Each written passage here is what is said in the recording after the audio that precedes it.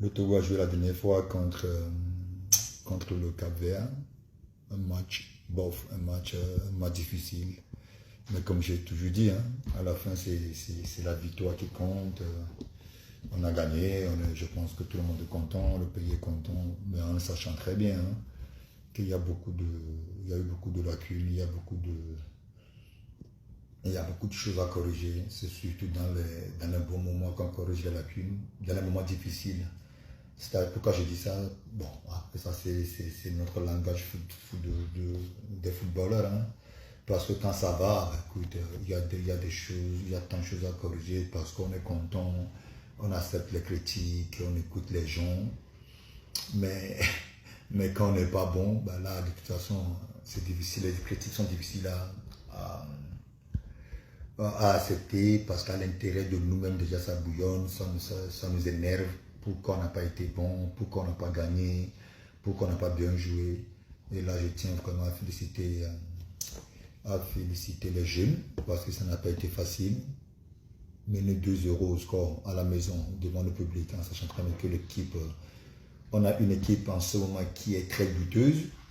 Mais bon, bah à la fin, comme j'ai toujours dit, hein, c'est la victoire qui compte. On est revenu au score en deuxième mi-temps. Kevin Deke qui nous double, qui fait un super match. Après, on gagne 3-2 à la fin. Magnifique résultat pour le pays. Mais est-ce que, si on me demande, si on me pose la question à moi, est-ce que je pense que le pays peut se qualifier pour la CAN par rapport à ce que j'ai vu, hein, je ne vous parlerai que de ce que j'ai vu. Est-ce que je pense que le pays peut se qualifier pour la CAN 2000, je ne sais pas si c'est 2025, ça va se jouer ou 2026? Je dirais que oui, on a vu, hein, l'envie de jouer la dernière fois, la rage de vaincre, la mentalité. Mais moi, j'ai eu un problème particulier, un problème compliqué à gérer, et un problème avec le ministre. Je ne sais pas comment vous dites ça, mais en fait, ça m'a saoulé. Voilà pourquoi la dernière fois, je pense, ouais, le match contre le Burkina, j'étais dans les tribunes, mais j'étais dans les gradins surtout. Pourquoi? Parce que je sais que je suis né à Côte-d'Ivoire, j'ai grandi à Côte-d'Ivoire, je suis devenu la personne que je suis aujourd'hui. Dieu merci. C'est surtout grâce à Dieu, grâce au peuple togolais. J'arrive au stade contre Swatini, peut-être il y a un an, il y a quelques temps. J'arrive au stade, je voulais aller d'un bout à un autre, dans les tribunes officielles bien sûr. On m'a dit que je ne pourrais pas passer derrière le ministre qui était là, le ministre des Sports. Et je n'avais pas compris, j'étais tout de suite énervé parce que c'est pas normal. Mais bon, c'est pas grave, j'ai pris ça du bon côté. Je me suis dit, bon, écoute, peut-être qu'elle est stressée, peut-être qu'elle a peur de quelque chose, peut-être qu'il y a des choses qui n'allaient pas. Voilà pourquoi elle a dit à son garde de corps ou à ses militaires de bloquer la voie.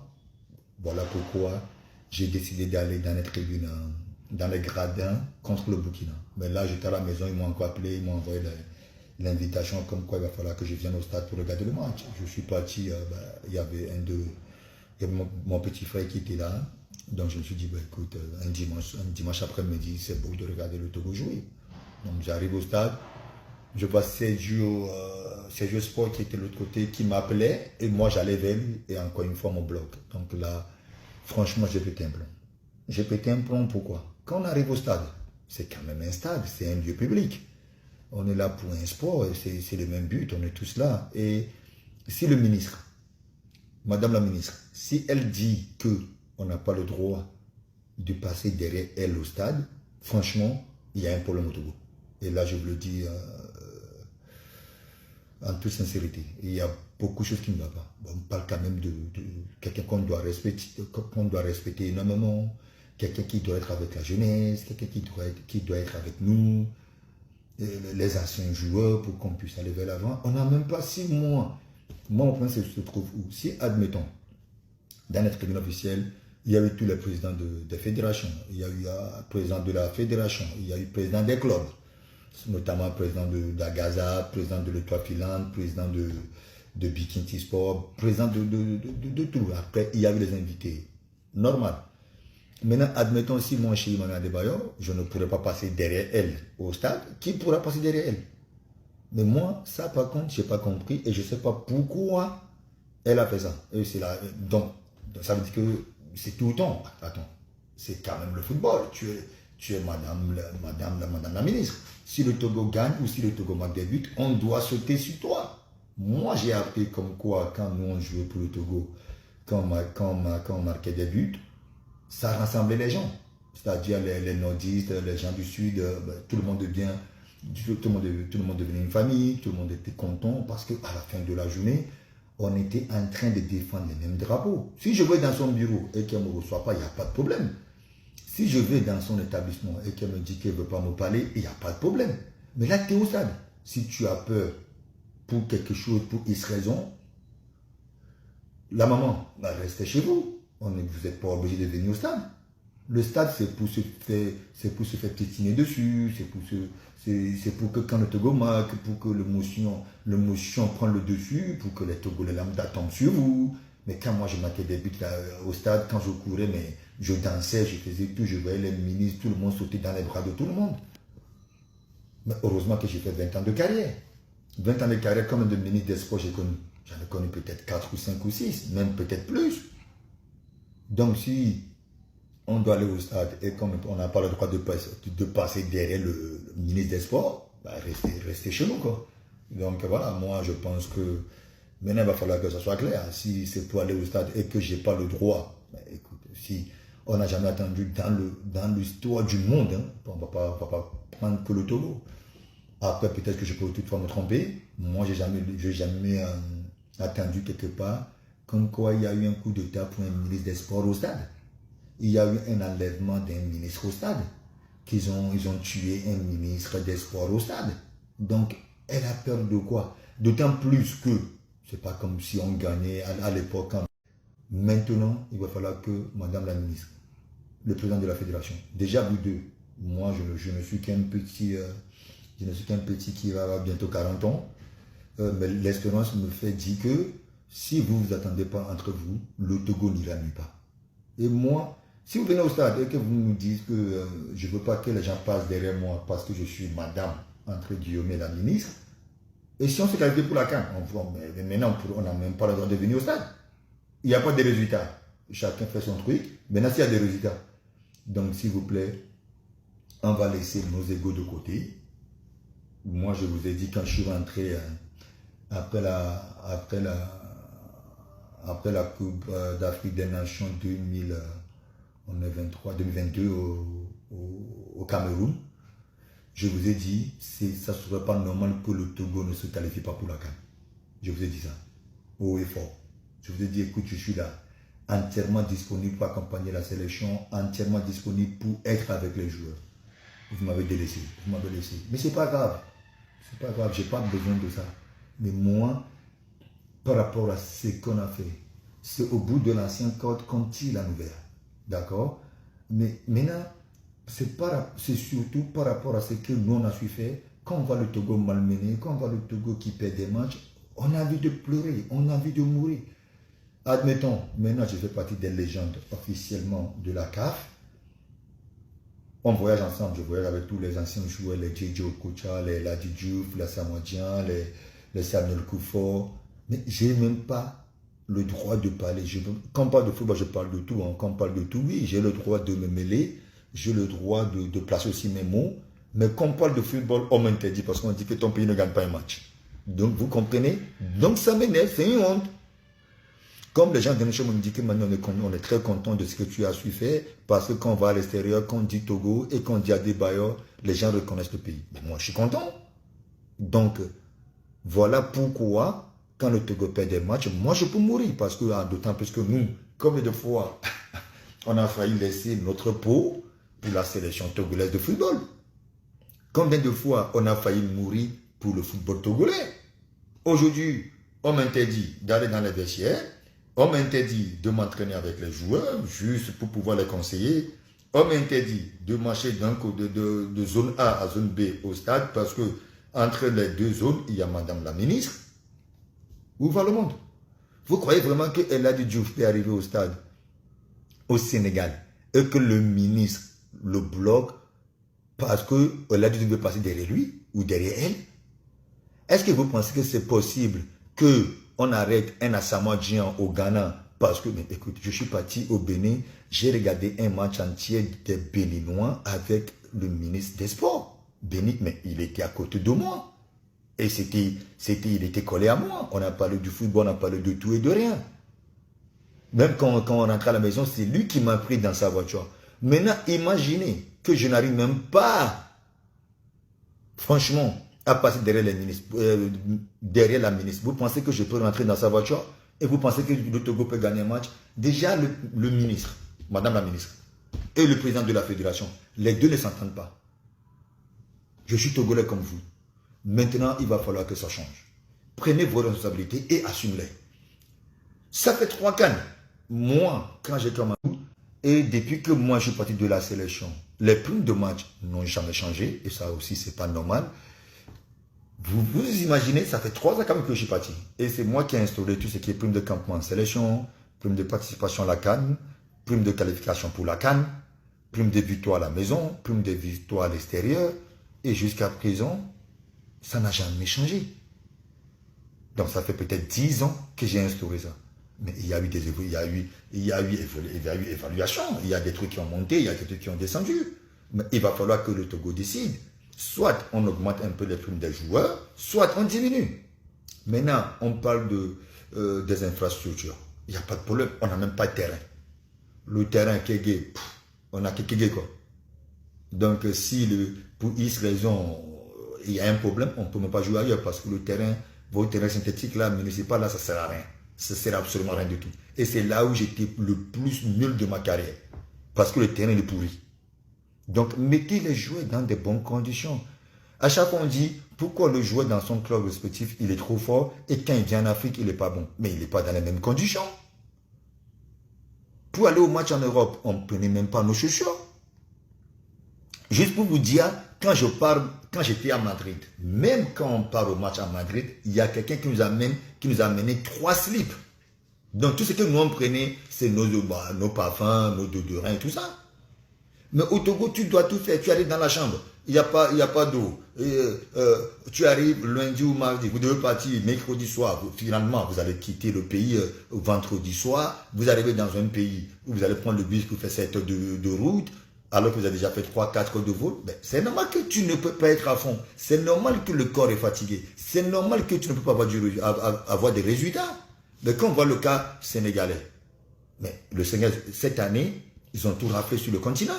Beach soccer, Sénégal. Championnat de Coupe d'Afrique des Nations, moins de 21 ans, Sénégal. Coupe d'Afrique je sais pas, des CHAN, je sais pas quoi, du Sénégal. Mais parce que ces joueurs-là voyagent en avion privé.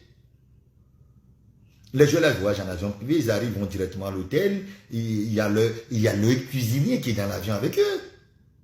Mais de temps en temps, je suis togolais, mais de temps en temps, on est à l'extérieur, on est en Zambie, ou après le match, on va manger à Koumé, mais parce que je suis togolais, c'est ma culture. Mais tu vas manger à Koumé comment? Tu es en Zambie, tu n'as pas un chef avec toi. Mais traitez les joueurs, mettez les joueurs dans les bonnes conditions. Comme ça, quand il n'y a pas de résultat, maintenant, les têtes doivent tomber. C'est aussi simple que ça. Moi, partout où j'ai joué dans les grands clubs, c'est toujours comme ça. Si vous voulez que ça avance, maintenant c'est les gars. Dites-leur qu'écoute, on a besoin de résultats. S'il n'y a pas de résultats, les têtes vont tomber. C'est aussi simple que ça. Donc, madame la ministre, elle mettra la pression sur le président de la fédération. Le président de la fédération mettra la pression sur l'entraîneur. L'entraîneur mettra la pression sur son team manager. Et son team manager mettra la pression sur ses joueurs. Et maintenant, englobé par le supporter. Et c'est aussi simple que ça. Le football, c'est pas... Maintenant, posez la question à la fédération. Leur ambition, c'est quoi? Le Togo, c'est quoi? Maintenant, on a déjà éliminé pour cette canne, c'est fini, Dieu merci. Ou je suis dégoûté, je ne suis pas content, mais Dieu merci. Maintenant, l'avenir, c'est quoi? L'objectif, c'est quoi? Notre vision de la sélection togolaise de football, c'est quoi? Dans 2 ans, est-ce que on veut qualifier? Si c'est oui, il va falloir que quelqu'un nous dise. Si c'est non, il va falloir... J'ai commencé je suis parti en Europe en 99, d'accord? Je rejoins la sélection en 2000, d'accord?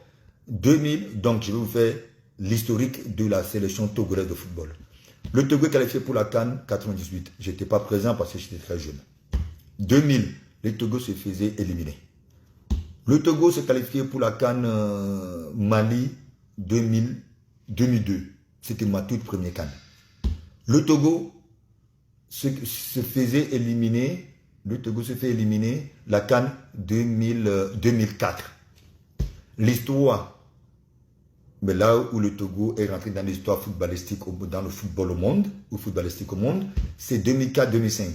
On s'est qualifié pour la CAN et la combine la CAN et la Coupe du Monde 2006. 2008, la CAN au Ghana, le Togo se fait éliminer. 2010, le Togo qualifié. On nous a tiré dessus, bien sûr, on a failli laisser nos pots au Cabinda. 2012, le Togo éliminé. 2013, le Togo qualifié pour la CAN en Afrique du Sud. Là où on a eu la chance de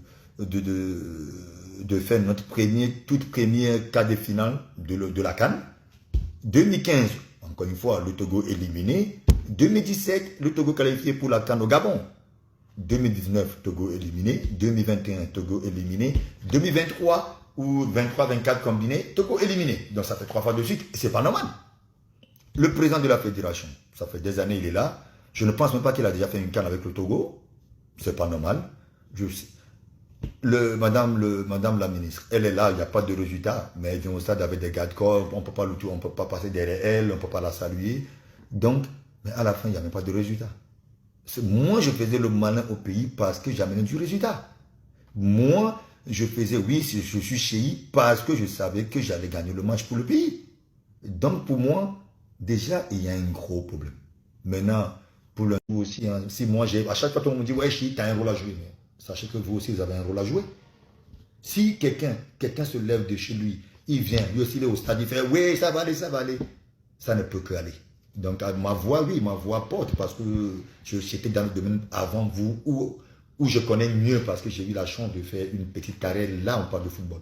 Mais j'aimerais bien que les prochains matchs, moi-même, on va voir comment on va se retrouver quelque part pour qu'on aille au stade nombreux, pour qu'on aille vraiment supporter les éperviers comme ça se faisait avant. Et nous, quand on prenait la voie de Novice, dès qu'on tournait, on voyait le stade de Kégué. La plupart des joueurs, je ne vais pas citer les noms, il y a des joueurs qui pleuraient parce que c'est l'émotion qui prend le dessus. La dernière fois, je disais à un ami, j'ai eu la chance de jouer à Manchester City, au Real de Madrid, à Arsenal, au FC Monaco. Mais quand je porte le maillot de la sélection, ça n'a rien à voir. C'est juste magnifique, c'est beau. Tu as l'impression que tu vas mourir même avant le match. Tu as l'impression que le ventre se ferme seul. Tu n'as pas envie de manger, tu as faim, tu transpires, tu as froid. C'est ça la sélection. C'est ça qui est magnifique. Là, je vous parle, j'ai l'impression que j'ai le maillot jaune. C'est pour ça que quand je vois le maillot jaune de la sélection, je tremble. C'est autre chose. C'est autre chose. Ah, mais écoute, c'est après la carrière qu'on s'en rend compte. Quand on est dedans, on est des acteurs. On se dit, ouais, c'est un match important, j'avais la pression de... Moi, j'avais une bonne pression. La pression que j'avais, c'était quoi? La pression de faire gagner le match. La pression de faire la différence. La pression de gagner le match pour mon pays. Mais aujourd'hui, je suis un peu plus tranquille. Mais quand je vais au stade, croyez-moi que je peux mourir. Ça bouillonne à l'intérieur de moi, même plus qu'avant. Parce que quand je vois les joueurs commencer par traîner, je me suis dit, même en étant international, tu te dis, ouais, si j'étais là-bas. Mais les temps sont passés. Aujourd'hui, Adebayor, c'est le passé. D'accord? Maintenant, on va encourager derrière les jeunes. Et après, si on ne se qualifie pas, on peut les engueuler, on peut leur insulter. Mais pour l'instant, on doit se focaliser sur la victoire. En se focalisant, qu'est-ce qu'on doit faire? Restons derrière ces joueurs. Pas que physiquement, pas que mentalement, pas que financièrement, mais aussi en esprit. Priez pour eux tous les jours. Priez pour ça. Priez pour... On n'a pas besoin de citer tous les noms. Suisse, tous les joueurs qui auront la chance de porter les maillots des éperviers, que le bon Dieu les garde, que le bon Dieu leur donne bonne forme, que le bon Dieu soit derrière eux. C'est tout ce qu'on peut faire. Ça prend 30 secondes, même pas. D'accord? Merci beaucoup. Moi, je pense que j'ai trop parlé.